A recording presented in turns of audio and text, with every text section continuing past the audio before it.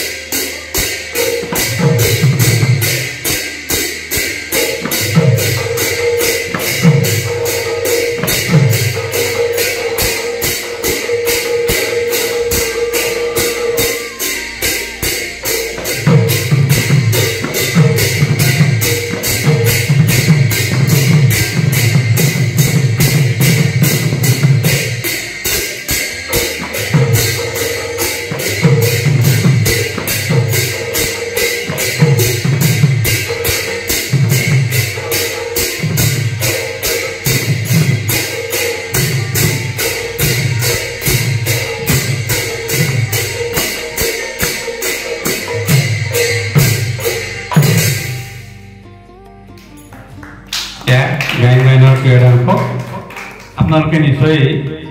থিয় সাহিত্যিক গোসাঁনীত অনুভৱ কৰিছে যে মহাপুৰুষ গুৰুদেৱৰ দুখানি চৰণ হি ৰাতুল চৰণ হিয় ভয় চৰণ কায় বাক্য মনে হেয়া ফকীৰ শৰণ। ইয়াৰ যোগেদি যে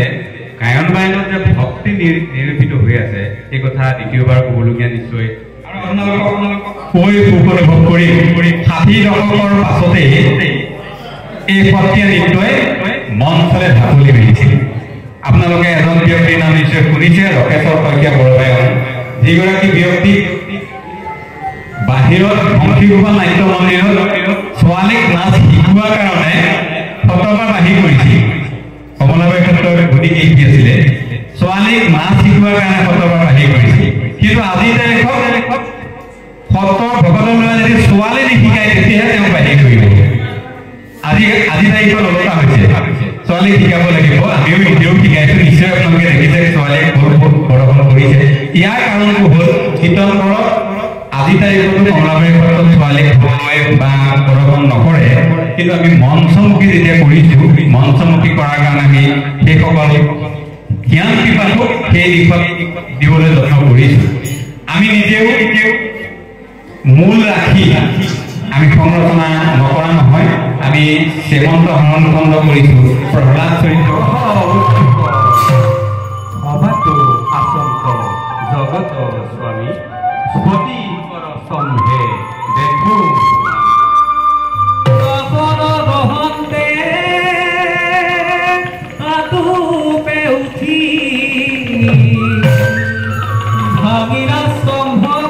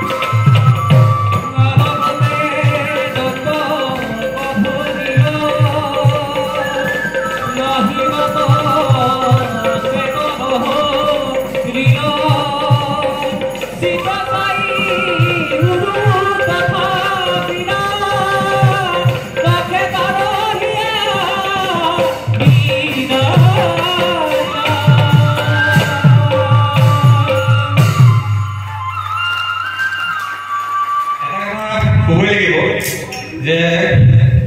গুৰুদুজনাৰ ৰচিত যিসমূহ পুথি, সেই পুথিৰ আলমতে সংৰচনা কৰাৰ সুযোগ সকলোৱে দেখি আহিছো যে বৰ্তমান সময়ত সত্ৰীয়া নৃত্য দুবিধ এবিধ হৈছে সত্ৰীয়া সত্ৰীয়া আৰু এবিধ হৈছে সৃষ্টিশীল সত্ৰীয়া। দুখ লগা কথা যে সত্ৰীয়া নৃত্য সংৰচনা কৰক। মই এটা কথা বাৰে বাৰে দোহাৰিছো যে আমি কাম কৰিব লাগিব, মূল ৰাখি লাভ কৰিব লাগিব। আমি সদায়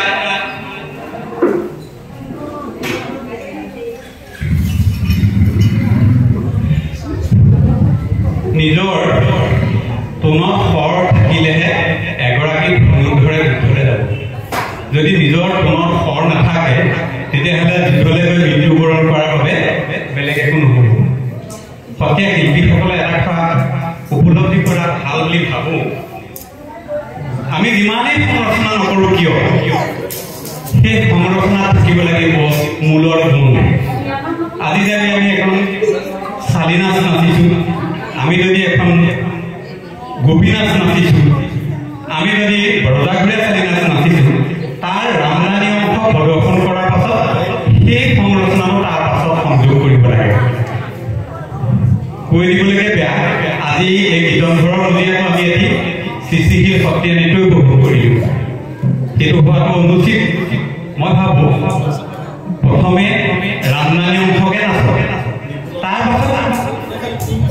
ভস্ম বিধি কৰিবলৈ সৃষ্টিশীল নৃত্য ব্যৱহাৰ কৰক গতিকে মই নতুন প্ৰজন্মসকলক এই কথাটোকে আহ্বান জনাম যে আমি সদায় কৈ থাকোঁ যে বিশ্ব দৰবাৰলৈ আমি নিব লাগিব বিশ্ব দৰবাৰলৈ আপুনি মই লৈ যাব নালাগে মোৰ কথাটো হ'ল আপুনি আপোনাৰ সন্তানটিক ৰাতিপুৱা যদি প্ৰাৰ্থনা কৰিবলৈ শিক্ষা দিছে আপুনি যদি প্ৰাৰ্থনা কৰিছে ৰাতিপুৱা গধূলি তেতিয়াহ'লে নিশ্চয় সন্তানটিক সেই শিক্ষা গ্ৰহণ কৰিব মই অসমৰ লগত আছোঁ অসমতে থকা যিসকল নতুন প্ৰজন্ম সেইসকলক যদি মই সত্ৰীয়া নৃত্যৰ প্ৰাৰম্ভিক জ্ঞান দিব পৰা নাই তেওঁলোকে ইউটিউব চাই পেলাই যদি নাচ শিকিবলৈ হৈছে তেতিয়া তাতকৈ আৰু দুখৰ বিষয় একো হ'ব নোৱাৰে গতিকে মই নতুন প্ৰজন্মৰ যিসকলে সত্ৰীয়া শিকিছে তেখেতসকলক বৰপূতে অনুৰোধ জনাইছোঁ যাতে প্ৰথমতে শিকক তলত স্বৰ যোগাৰ কৰি লওক তাৰ পাছত কিন্তু আমি সমালোচনা কৰক বা অন্য কিবা কিবি কৰিবলৈ সুবিধা হ'ব আৰু বিশ্ব দৰবাৰ বুলি বেলেগ এখন দৰবাৰ নাই আপুনি দৰবাৰখন ইয়াতে প্ৰতিষ্ঠা কৰক প্ৰথমে দৰবাৰ এখন ইয়াতে প্ৰতিষ্ঠা কৰি লওক আপোনাক দেখি যাতে সেইসকলে ঢকলিয়াই আহে মই আপোনালোকৰ আগত যিসকলে গীত নৃত্য বাদ্য পৰিৱেশন কৰিলে তেওঁলোকক চিনাকি কৰি দিব বিচাৰিছোঁ মই প্ৰথমে ৰিংকুমণি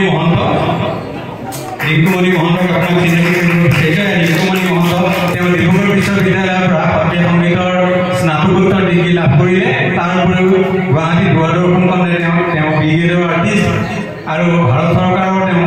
CCIT যুৱ বৃত্তি লাভ কৰা এগৰাকী ছাত্ৰী ইয়াৰ পাছত অৰ্পিতা বৰা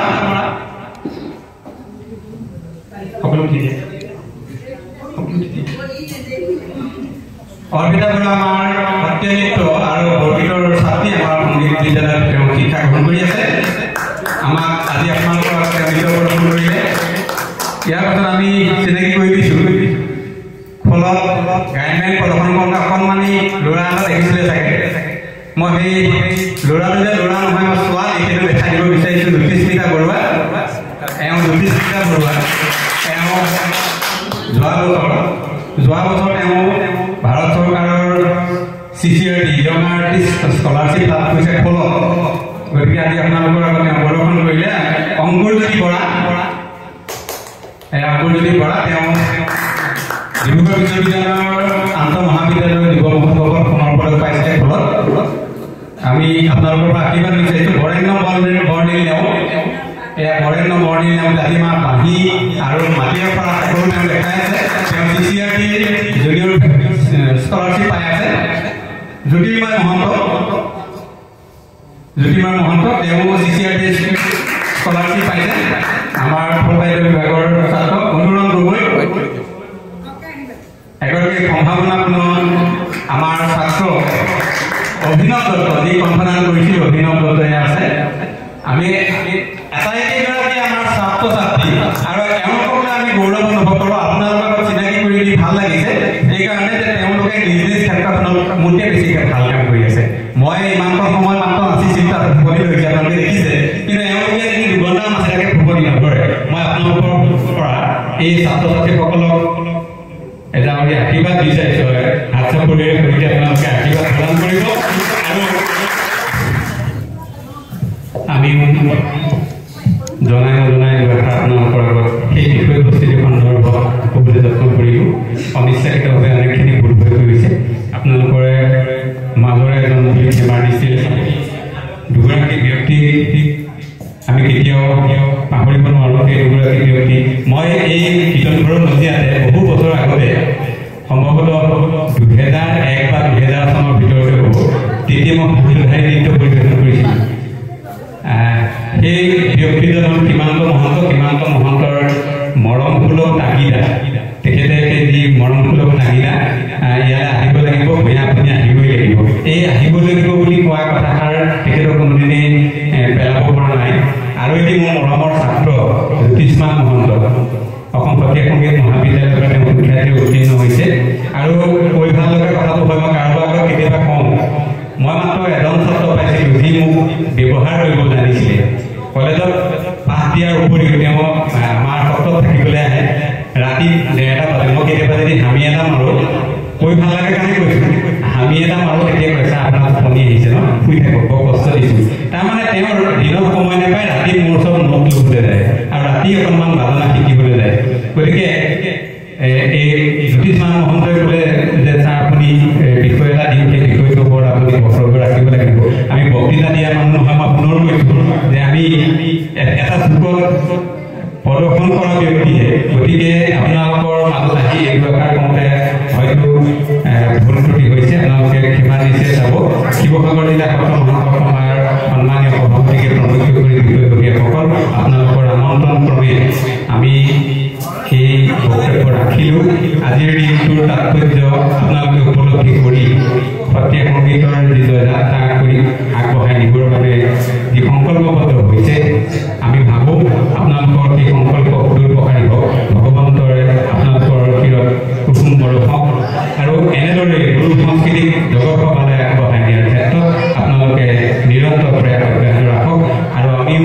আপোনালোকৰ ওচৰত এইটিহে প্ৰাৰ্থনা কৰিছোঁ যাতে বৰ মানুহ নোহোৱাকৈ গুৰু সংস্কৃতি চৰ্চা কৰিবলৈ যাতে আমাক আশীষ প্ৰদান কৰে এই প্ৰাৰ্থনাৰে আজি আমাৰ বক্তব্য ইমানতে সামৰিছোঁ কৃষ্ণ